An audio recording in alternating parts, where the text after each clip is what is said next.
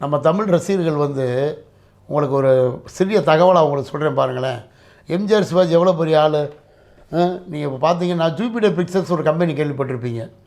அது Jupiter pictures 3 பேரை வச்சு ஒரு 2-3 ஒரு இடைவெளியில் ஒரு படமாக எடுக்கிறாங்க.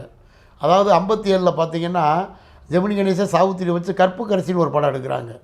59 பார்த்தீங்கன்னா சிவாஜி கணேசன் பத்மினி வச்சு தங்கப்பதுமைன்னு ஒரு படம் எடுக்கிறாங்க. 61 எம்ஜிஆர் பத்மினியை வச்சு அரசியலங்குமரின்னு எடுக்கிறாங்க. இந்த 3 படமும் குறிப்பிட்ட காடவில் எடுக்கிறாங்க. ஒரே டைரக்டர், ஒரே ப்ரொடியூசரு, ஏஎஸ்ஏ சாமின்னு ஒரு டைரக்டரு. ஜூபிட்டர் பிக்சர்ஸில் பழைய ஆளுகளுக்கெல்லாம் தெரியும்.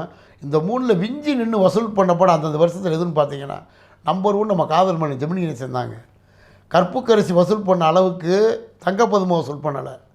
தங்கப்பதுமை வசூல் பண்ண அளவுக்கு அரசியலங்குமரி வசூல் பண்ணலை. பார்த்தீங்களா எப்படி இருக்குன்னு?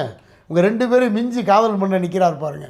இது ஏன் சொல்ல வர்றேன்னா, நம்ம ஆளுங்க பிரம்மாண்ட ரசிகர் கூட்டம் ஒரு பக்கம் இருந்தாலும் ரசனைங்கிறது வந்து நம்ம மக்கள் வந்து நல்ல படம் யார் நடித்தாலும் பார்ப்பாங்கன்றதுக்கு ஒரு உதாரணம் உங்களுக்கு சொல்கிறேன்.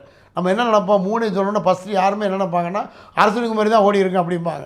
ஏன்னா எம்ஜிஆர் படம் வந்து பாக்ஸ் ஆஃபீஸ் கிங் ஆகிட்டார். அவர் படம்னாலே அப்படி தான் ஒரு தோற்றம் நமக்கே இருக்குது. ஆனால் பாருங்கள், கற்புக்கரசி தான் நம்பர் 1 வருது. அடுத்து 2 தங்கப்பதுமை தான் வருது. 3ஆவதாக வருது அரசியலங்குமரி. ஒரே ப்ரொடியூசரு, ஒரே டைரக்ஷனு, 2 இடைவெளியில் எடுத்து இப்படி ஹிட் ஆகுது பாருங்கள். அதை சொல்கிறேன் உங்களுக்கு. அதனால் நம்ம ரசிகர்கள் வந்து தரமான படங்களை பார்க்குறதுல அன்னைக்கும் சரி இன்றைக்கும் சரி மதுரை தமிழகம் நம்பர் 1 இருக்கும்.